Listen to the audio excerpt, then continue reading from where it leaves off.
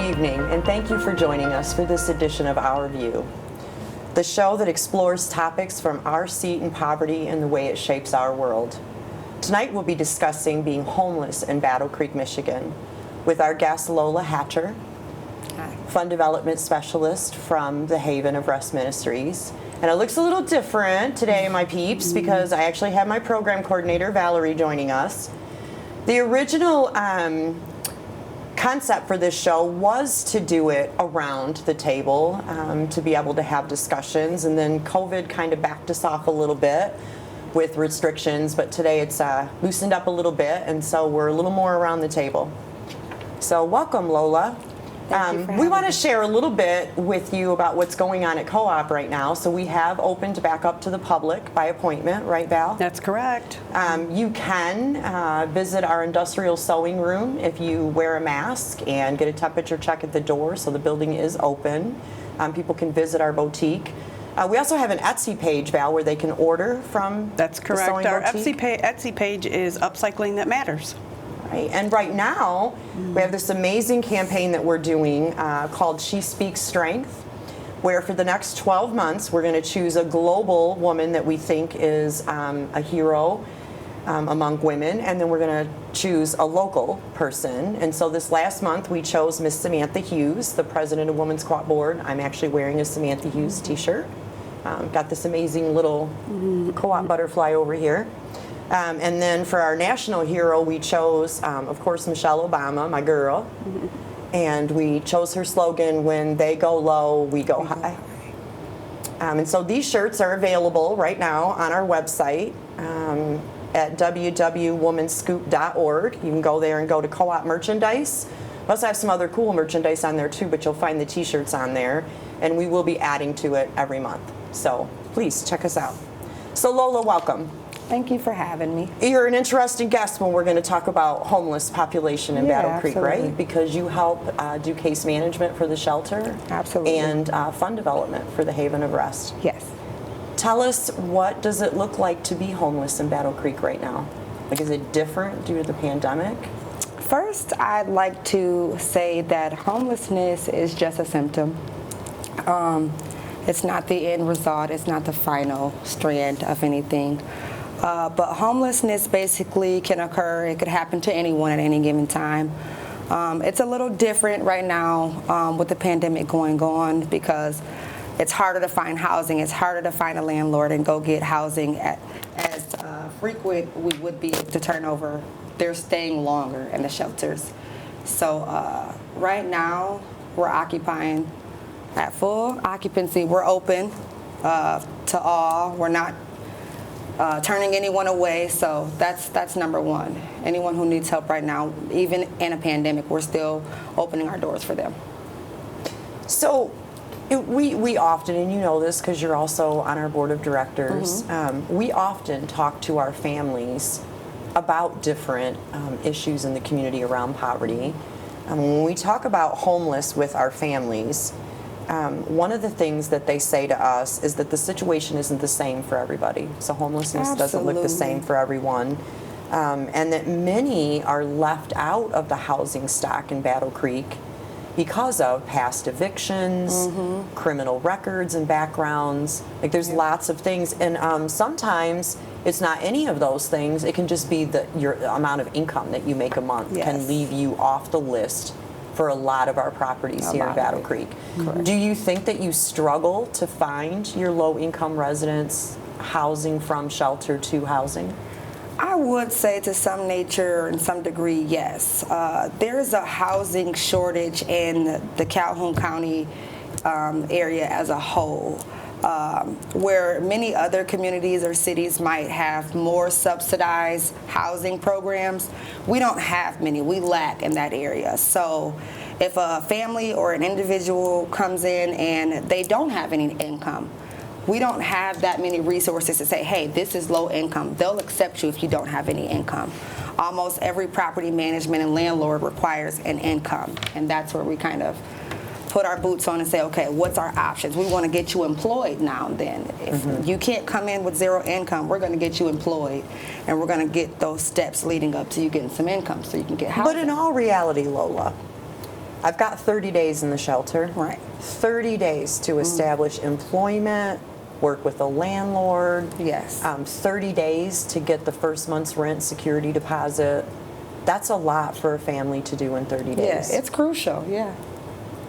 But what I will say is, with the pandemic going on, 30 days is a minimum. We're not, hey, it's 30 days, it's time for you to go. I've seen cases where, we've had a family in there, almost 6 months until we got her and her 5 children housed. And by Christmas, she was in her own place. But we took those steps to case manage her and say, we're not giving up on you. We know that you need this XYZ before you go into housing. If we put you on at that 30-day mark and you haven't accomplished anything, we've kind of fell short a little bit. So I know from a case management point of view, I don't want you to go out that door until you have keys or until I know that you're heading for those keys to that apartment or that house. Thank God. And Valerie, just from Women's Co-op's perspective, you and I are both case managers. Yeah. I would say from my perspective with the cases that I have, one of the biggest barriers is finding someone housing. We take families from the shelter and try to help them to find and secure housing. But we also take folks that are couch surfing, they're staying with other folks and trying to get them housing. It's really the housing stock. You're right. It is, We don't have a housing stock here in Battle Creek for low-income residents, and if we do, it's very small and doesn't fit everybody. And we have an apartment complex right next door to our church, Georgetown. And I know that is also owned inadvertently by Battle Creek Housing Commission. And so you would think, I know they do have Section 8 units available in there. But there are also other units, and they kind of are reasonable in their rent. You can get a one-bedroom for $545, $565 roughly. The problem with it is that I have to show that I make 3 times the rent. And if I'm on a disability income, I'm $700-800. So and even if you were employed before that, and now the pandemic, you're on unemployment, they don't count that as income. That extra $300 a month that you're getting for unemployment, they're taking that away, or $300 a week. Yeah. It's exempt. I guess I didn't know that. Yeah, that's one of the other hurdles that they're coming across they now don't too. count because it's not a permanent income. Exactly. Correct. And I know that I've had cases before where a mom received child support and they wouldn't include her child support. Yeah, because child support's not a given that you're going to get it. Right. Exactly. Yeah. So, another thing that I want to touch on today, because it came up in our discussion with our families, is that the number that the homeless count depicts is not accurate, because it can only count those that are in shelter, and I think does it attempt to count some people in the street as well? It attempts to count some people in the street. If you're a street outreach person, you're probably going out and getting those type of numbers. But if you're couch surfing, they don't technically consider you homeless. So. And we have a lot of members that are sharing with other folks, like they're either living with family or they're living with other members. Or even a hotel stay. If you're staying at a hotel, that's not you're homeless. Paying for your livelihood, so you're not technically homeless. That's, it's funny that you brought that up, because Valerie and I were talking about that the other day, and we almost want to include some of the hotels in our housing stock. Yeah. Because people live there. Yeah. Definitely. Like, this is not a hotel where you're going to stay for a week because you're on a job or you're visiting in town. You're living there. Yep. But with the new ordinance that, I don't know if it's passed yet or not, but with the new ordinance that they presented, the city of Battle Creek presented, you can only stay, isn't it 28 days? 28 days. Yep. 28 days in a hotel, and then you have to go. So, there again, it doesn't have fixed kitchen. That's like the hotel that was on Columbia Avenue that used to be called Parks, Parks. They have actually converted all of their units into efficiency apartments so that they can become an extended stay type of establishment. So, well, because you've got to understand where the county and the city's coming from on this issue, that in our community, thank God, they regulate these landlords to make sure that they keep their properties up to code, that families are safe and living in healthy environments, which I commend. But hotels were exempt from that. Right. Right. And so if you have people living there, then, Right. you have to make sure they're in good conditions. Yeah. And the housing stock for landlords, they're required to certify their apartments or their housing units every year. So, they have to have a code compliance inspection. All of that has to take place in order for them to be certified as a rental unit through the city of Battle Creek. I found that as another hurdle when trying to obtain housing. We'll find a unit. Okay, this can fit your whole entire family. You can afford it. Right. And this family might have Section 8 or some voucher or some program that's supporting them. And then the landlord may not have the home up to code or may not work with Section 8 or work with these housing programs because they're not willing to put in the work that needs to be done to this home for an inspection. Right. So we get a lot of that frequently, almost more than times than often, where, hey, we're thinking we're securing housing, but then the landlord is not, inspection ready. Right. We had a big flux when they opened up Section 8 earlier this year. Yeah. We had a big flux of people who applied and were approved, but then we virtually could find them no housing. We had a couple girls who actually gave up their certificate and turned it in and said, I don't want to be banned from Section 8 because I couldn't find a place, but in fact I've got 5 days before my certificate expires and I couldn't find a place. There are not a lot of landlords here who take the Section 8. And there's not a Section 8, there's Bentry, but that's not a Section 8 place, that's low income. That's and the waiting list for them can be 6 months to a year out, so. What does that tell us when for low income housing, you have a 6-month waiting list? Yeah. Obviously, we don't have enough units available. Right. Yeah.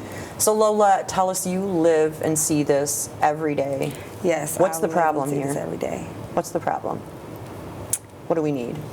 We need more housing resources, more landlords willing to work with these families that are coming for the shelter, more people willing to forgive. Obviously, everyone doesn't come from a family or a background where they knew how to hold on to their housing, or they knew exactly how to pay these bills on time, how to not become evicted. And once they get an eviction on their background, it's like, oh, you don't deserve a second chance. Right.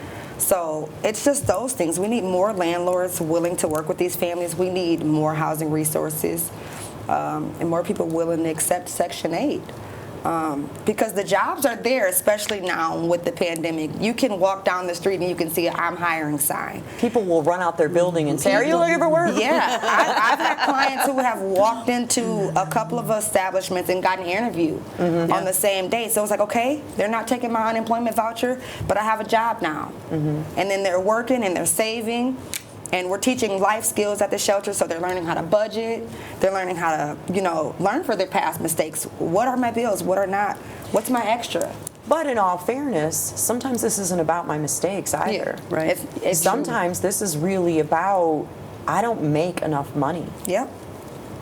And that's why my housing is transient in nature, because I'm constantly juggling trying to keep utility bills and rent paid and 100%. Assignments in some place, and life happens. So and like you mentioned, I think the 3 times the rent, like that's big. huge. That's big, like 3 especially times. when you're talking someplace like Pine Knoll where the rent's $800 a month. Right, and and then you're looking at folks who are working at McDonald's or Burger King or those lower income, $9.65 an hour. right, the minimum wage jobs. There's no way that they can survive raising with a family of even 2.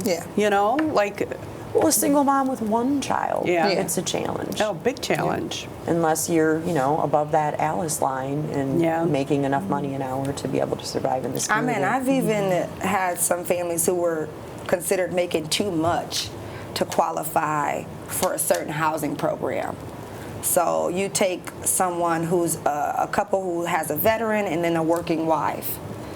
Their income together might exceed what they need, but although they can pay rent, they need some support. But they're not able to get a Section 8 voucher or included in a program because their rent or their income has exceeded.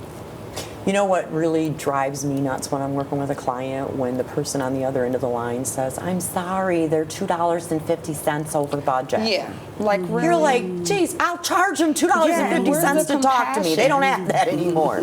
That's now a bill. That's a bill. I billed them $2.50 And they to talk don't to count me. some of the basics that these folks are experiencing either. Like, I'm paying a cell phone bill every month. They don't count that. No, they won't I'm count a paying car storage note. They unit. don't count insurance. Exactly. None of that goes into play. And those are basic necessities for these folks to get back and forth to work. Like, you know, you can't drive your car without insurance. Child care expenses. Exactly. You know, and Or I'm the good at this. frustration of a food stamp budget when I'm receiving $296 a month in food stamps, and now all of a sudden I'm $5 over budget for being able to get food stamps oh my and God, qualify. I see that so much. Where is the logic in that? You just took $296 away from me because I got an extra $5. Right. How And do there's I no- get ahead? There's How do no I get step ahead? down program. You know, there's no, I'm here now, and in 6 months, I'm going to still be here, but if you snatch everything out from underneath me all at once, I don't know how to budget for that. I've never had to do that, so I don't know what I'm doing there. And I think that, you know, far too many times, I find this when, and nothing intended to you, but talking with board members. Yeah. And not so much our board members that we have currently, because everybody's pretty aware. Yeah. But in the past, board members or donors are just folks in the community who haven't experienced this. And you really do think that this person's choices, this person's mistakes, is why they're experiencing what they're experiencing. And that's not And that true. could not be further from the truth. And even if I do have evictions in my past, it doesn't necessarily mean that I'm a deadbeat who didn't pay my rent. Exactly. Right. It doesn't always equate to that. Yeah. That's what's crazy to me. There's so many different things that play into homelessness. It's not because I was lazy and I didn't work, or I got kicked out because I was a slum to my property. I've seen so many different stories, experienced so many different reasons why, and that's just not it. That's far from why. And I would have to think that with the evictions being put on hold for such a long period of time, and folks who just didn't have the money or didn't qualify for all of the extra benefits, now, do you think the homeless rate, now that the evictions are coming back out again, do you see the homeless rate going way up in our community, or? Absolutely. You know, I'm a little bit worried about that because we had families that struggle all the time. Yeah. And despite the fact that they had a little bit of money coming in, they couldn't be evicted and they couldn't afford everything. So they paid a little on their rent, or they just didn't pay on their rent at all. Yeah. Right. And we tried to counsel them on those choices. It's discouraging. But you got to do what you can do when you're juggling, right? And right now I can't be evicted, so what's the bother? Yeah. But now those families are $3,000, $4,000, $5,000 behind Right. in payments. They're not going to be able to make that up. Yeah, like the court case we watched yesterday, Tuesday, the lady $4,000 behind in rent. Now her and her 3 children have to be out by April 2nd. They have no place to go. And where are they going to go? So I know that Battle Creek Community Foundation got involved, I think early on in the pandemic or shortly after the pandemic, and built another shelter downtown, or redeveloped another shelter in an answer to the Havens Warm Shelter, and also in partnership with Share Center, because we were trying to give homeless population a safe place to be during COVID. Can you tell us a little bit about that? Like, what is that shelter for? Is it an extension of the Haven, or? It's not an extension of the Haven. However, our third shift staff from our men's shelter does kind of partner with the third shift staff down at that shelter, just to keep the men all intact and all in whole, and just to help in that area. And it's just men, correct? There's no it's women just staying men. in the shelter. Yeah, it's just Was there men. a reason why we chose to do a shelter just for men? Was there more population of men homeless, or? I'm not 100% sure why they are regulated in that way, but I do know that our men's warm shelter was overflowing. We did have a number of men staying at the Haven in the men's shelter, and it was just growing and growing and growing. So I do feel like that was a beneficial piece to our men and the homelessness here. But do you not have women and children that call? And because I know we call regularly, and I mean, it's luck of the draw. We're celebrating if you guys say we have room. Have space, right? Because typically we're told, no, there's no room right now. You have to keep calling back. And in fact, if you were keeping families in the shelter for longer lengths of time, it would be harder to get new people in. Right. Yeah. So I almost wondered, and you know, in all fairness of transparency, we did reach out to the Battle Creek Community Foundation. I did speak with Brenda Hunt, the CEO, and I was referred to one of her staff members, Maya Williams, who was the night shelter manager or something Interim down there. shelter manager. Shelter manager. But we were unable to reach her to extend an invitation on the show, so I just wanted to be in full transparency. Yeah. We did try to get the details behind the shelter, because we wanted to ask some questions like, why a men's shelter when we have families out there that can't stay intact? From my understanding, men and women can utilize the shelter during the day, but only men are allowed to stay overnight. And I believe that you have to be 18 and older. Okay. So. Okay, so last question.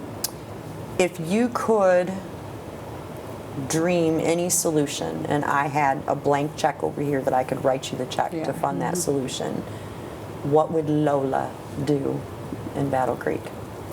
A subsidized apartment unit with no max number of units that I can just shove all of these families in, and everyone can live comfortably and affordable while trying to get ahead. I would do it in a blink of an eye. Do you think that communities, because we've been watching across the country, tiny home communities, they've done some in large apartment complexes, trailer park communities, putting communities together in poverty and having them work together to create a community to try to climb. Do you think that that works? I think that it does work. Even in the shelter, the women, they all come from different walks of life. I'm here for this reason, I'm here for this reason, and they work together so well, and they build relationships in the shelter. They almost sometimes come out as family because, hey, we might not have came from the same background, but we're in this building together. We have the same goal. We want housing. We want stability for our children. So, yeah, I do feel like that could work. I know that we have always found at Women's Co-op that these women come from all different backs of life. Absolutely. And you're right. They come around, they gather around these commonalities. Yeah. And for us, it's poverty, and it's the conditions of poverty. Yeah. And I will forever be grateful to the Battle Creek Community Foundation for giving us our start in this community. Absolutely. And giving us that leg up, and of course W.K. Kellogg Foundation for the initial funding. Because this does give a woman a place to come and find that network. For whatever reason, she needs to access the network. So I'm grateful for that. Yeah, definitely something to be grateful for. Any last minute things you want to add? Any comments or? Not that can come to mind right now. Okay. Valerie? No, I've got nothing. You got nothing? I got nothing. I could sit here and talk all day. Oh, yeah. But this has been our view on being homeless in Battle Creek. Join us next time when we'll be discussing potential possibilities for things that we could do in Battle Creek to help house our homeless population in a more conducive and productive way. Thanks for joining us.